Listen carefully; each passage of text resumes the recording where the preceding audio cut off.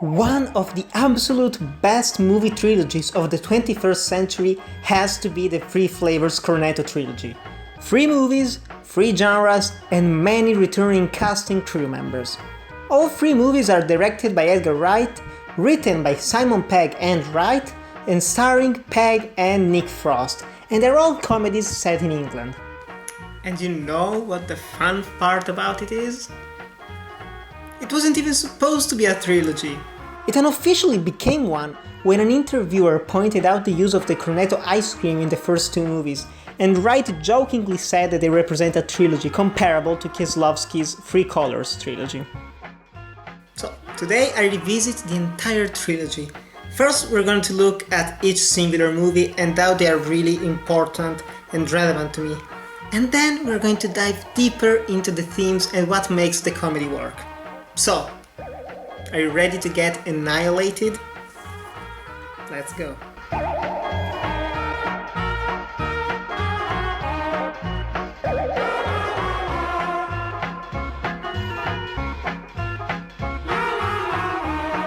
Shaun of the Dead is a tribute to zombie movies, such as the first 3 George Romero classics and Lucio Fulci's 80s gore fests.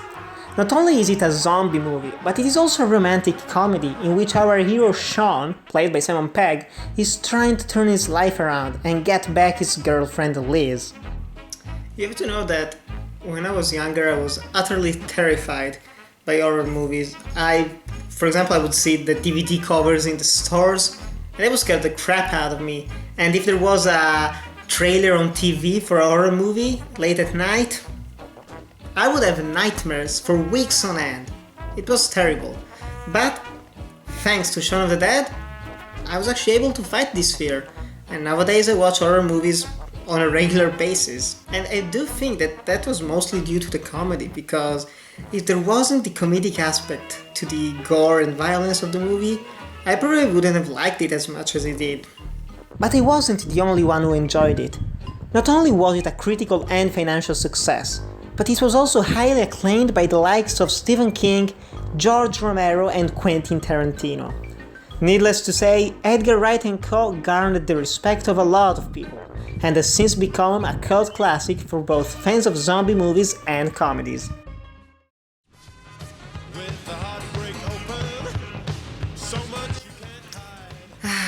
Hot Fuzz. It was actually the first movie in the trilogy that I watched, I remember it as if it were yesterday. I found an ad for the movie on a magazine around 10 years ago. And I was 10 years old, and boy, I just looked at that cover, explosions, 2 police officer men with guns, and I was like, yeah, that's gonna be badass. And coincidentally, the same day that I saw that ad, my parents had rented the copy of the movie. I don't even know for what reason, probably because they thought it was going to be a straight-up comedy, but boy, we were in for a treat. Aside from the fact that each death scene with the hooded figures scarred my young mind, remember that I was still very afraid of those things, I was loving the humor and I was loving the action. Pegg and Wright set out to write a script that featured every action movie cliché known to man. And not only did they succeed, but they managed to create one of the most rewatchable movies of all time. I've seen The Story of Perfect Policeman Nicholas Angel 8 times, and I still find new jokes, clever callbacks, and background details that make each viewing feel fresh. This entry is regarded by most to be the best in the trilogy, due to being heavy on jokes and closer to a parody than the other films, and this is also the highest grossing one. After the success of Hot Fuzz, Edgar Wright went on to direct the excellent comic book adaptation of Scott Pilgrim vs. the World, while Pegg and Frost worked on the Greg Mottola-directed Paul. After these projects, it was time to close the trilogy once and for all.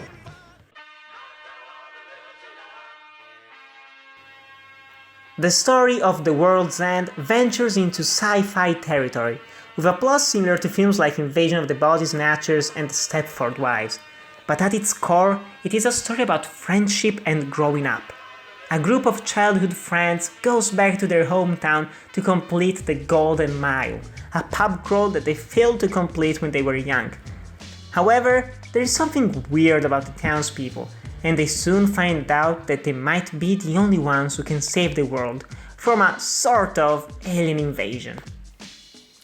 As of right now, this is the only movie by Edgar Wright that I actually watched in theaters, and I saw it back in 2013 with my dad when we were in Dublin on holiday, and it was a fucking amazing experience. Even though we did not understand half of the jokes because we were not able to understand the accent all that well at the time, but it was just mind-blowing with the facts, with the comedy, with the story itself. It was very much different, and that's the main reason why it's considered the weakest of the trilogy. I think that this negativity is due to wrong expectations. After 6 years, everyone was ready to watch a parody of alien invasion movies. Yet, they got a serious and melancholic movie, focused more on telling a coherent and compelling character story than simply being a fun film. Don't get me wrong, there are plenty of laughs to be had, and the cinematography and editing are my favorites out of all the three films. But I guess many were let down by the whole film, even though it was still critically and commercially successful. Before 1927, comedy was achieved exclusively through visual gags, and master comedians like Buster Keaton and Charlie Chaplin achieved legendary status thanks to clever movies made with passion. After The Jazz Singer came out and films stopped being silent, comedy became more focused on telling jokes. Edgar Wright manages to blend both visual gags with clever lines of dialogue. The comedy can be of multiple types. It can be achieved through editing. We'll have 5 of those, please. No, sorry. Can we have 4 of those and a tap water, please? What?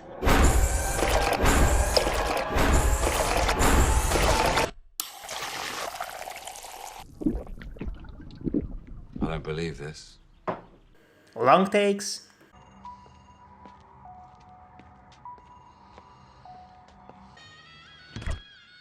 Nelson, have you got any papers? Nelson. I owe you about 15p.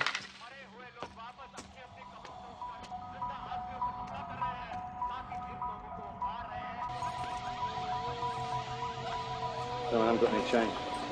I didn't even have enough at the fucking shop. So. Callbacks.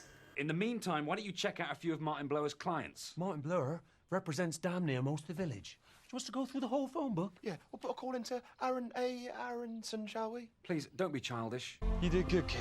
Ta. What's your name? Aaron Aarons. Sorry? Annette, that Sergeant Angel's coming into your shop. Get a look at his arse. Annette, that Sergeant Angel's back. Check out his horse. What's the matter, David? I'm taking a shortcut before.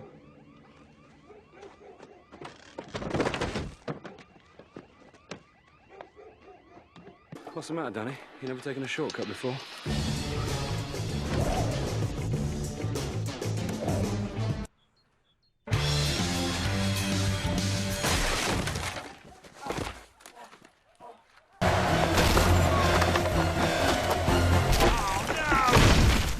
Pop culture references.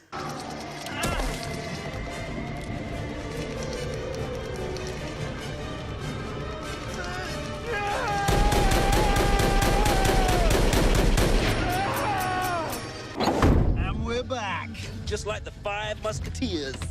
3 musketeers, isn't it? It's 4 if you count D'Artagnan. Well, nobody knows how many there were, really, do they, Pete? I mean, history is a sketchbook. You do know that the 3 Musketeers is a fiction, right? Written by Alexander Dumas. A lot of people are saying that about the Bible these days. What, that it was written by Alexander Dumas? Don't be daft, Steve. It was written by Jesus. Sound effects and music cues. See, I knew you'd get over it.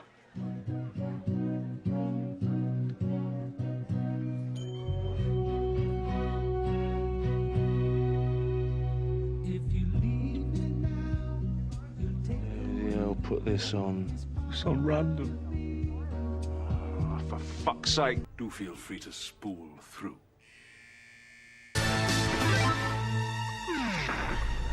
Yeah.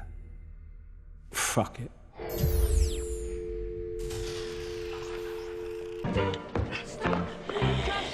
Okay, John. It's time at the bar.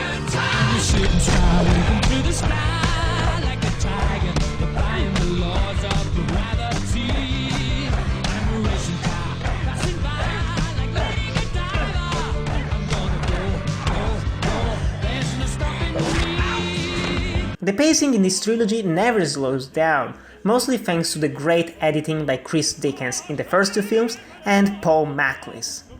In Shaun of the Dead, there are multiple ellipses to quicken mundane actions.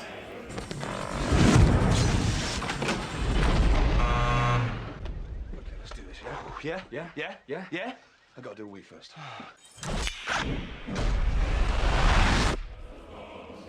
In Hot Fuzz, there are over 5,000 cuts, making fun of the overly edited films of Tony Scott and Michael Bay. In The World's End, there are mostly longer shots, especially during action scenes, employing a more dynamic camera to showcase the great effects and stunt work. The humor itself is very British, coming from the school of comedy of Monty Python. Swear words are used differently than Americans do. There is a bigger emphasis on visuals, and there is always something very absurd that comes out of day-to-day situations. These are the reasons why we all come back to these movies. The detailed sets, smart jokes, and clever visuals make each viewing feel like the first one, and you never get tired of them. The three movies are of different genres: horror, action, and sci-fi. However, there are multiple themes that are present, and they evolve and move forward with each installment. The first theme is growing up. The main characters of each movie, always portrayed by Simon Pegg, represent different people who are always stuck in the past and their childhood. Shaun has accomplished nothing in life. He has a repetitive and boring job, and he always goes to the Winchester pub with his friends and girlfriend. Don't do something, I'm gonna end up in that pub every night for the rest of my life like those other sad old fuckers, drinking myself to death, wondering what the hell happened. What do you mean, do something?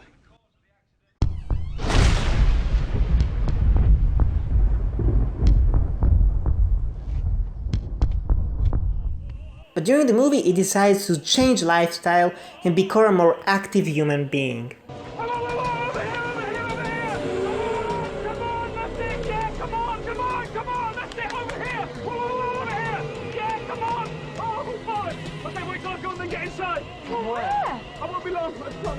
Come on, you bitches! Let's go! Follow me! Come on, let's go! Come on, this way, nothing's done! Nicholas Angel always dreamt of becoming a police officer, and once he became part of the force, he was so perfect that he was neglecting any sort of social life, focused more on working instead of spending some time with his girlfriend or watching movies. It all started with my Uncle Derek. He was a sergeant in the Met. He bought me a police pedal car when I was 5. I rode round in it every second I was awake, arresting kids twice my size for littering and spitting. I got beaten up a lot when I was young, but it didn't stop me. I wanted to be like Uncle Derek. He sounds like a good bloke. Actually, he was arrested for selling drugs to students. What a cunt. And Gary King has never grown up since 1990, becoming delusional, thinking that life could never get better than the day he and his friends attempted the Golden Mile, instead of trying to go on with his life like the rest of the group did, even though they were not leading happy lives. I don't want to be sober! It never got better than that night! That was supposed to be the beginning of my life! All that promise and fucking optimism, that feeling like we could take on the whole universe! It was a big lie! Nothing happened! The past is always haunting these characters, holding them back and preventing them from becoming better persons. This is what makes each and every one of them so relatable. Growing up and accepting your responsibilities is hard. The past always looks better than the present, even when, in reality, it really wasn't. Trying to achieve perfection always has its costs. Even if the movies are comedies, there is still a strong sense of sadness with their characters, elevating what could have been serviceable films to something much stronger and emotionally resonant. Another aspect that is heavily featured is the role of society. In Shaun of the Dead, it very much pays homage to George Romero's Dawn of the Dead. In today's technological world, where everyone is always linked to the rest of the world, we are becoming more and more brain dead, going through the motions of life without any real passion or reason to care.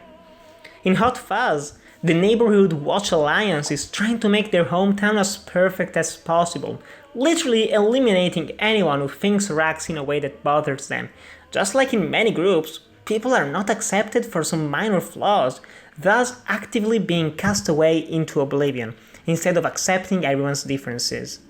Blower's fate was simply the result of his being an appalling actor. Appalling? You murdered him for that? Well, he murdered Bill Shakespeare. What? In The World's End, the network is just like any other big corporation, creating something safe that appeals to everyone at the cost of losing cultural identity and any sort of humanity.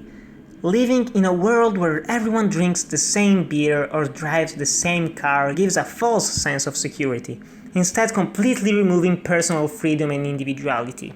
Because, frankly, who the fuck are you to come down here and tell us what to do? We are the network, and we are here for your betterment. In the last 23 years, have you not marveled as information technology has surged forward? No. Earth has grown smaller yet greater as connectivity has grown. You are children and you require guidance. There is no room for imperfection. All the characters of these movies are flawed, and they live in a flawed society that is trying to reach a utopia where everyone is fine. Is this really what we want from our lives? And finally, I have to address the theme of homosexuality. If you're one of those who loves to find gay undertones in fiction, you're going to have a blast with these movies. The relationship that blossoms between the characters of Simon Pegg and Nick Frost has always been to me the perfect portrayal of two best friends, who are so close that their bond is borderline romantic. Fun fact, in Hot Fuzz, Nicholas Angel was supposed to have a love interest, but that character was removed completely, instead giving some of her lines to Andy. Thanks for the monkey. What was it? I want it for you. Why were you there? I was buying Constable Bottom a Japanese peace lily for his birthday. I just want to be good at what I do. You're good at what you do.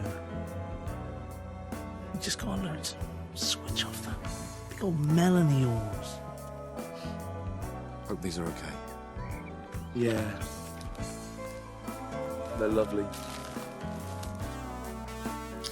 With the three Flavours Cornetto Trilogy, Edgar Wright, Simon Pegg and Nick Frost truly inspired an up-and-coming generation of filmmakers and a lot of people like myself. The movies have revitalized the comedy genre, and they actually have shown once again how powerful the medium can be when every single aspect of it is used to its fullest potential.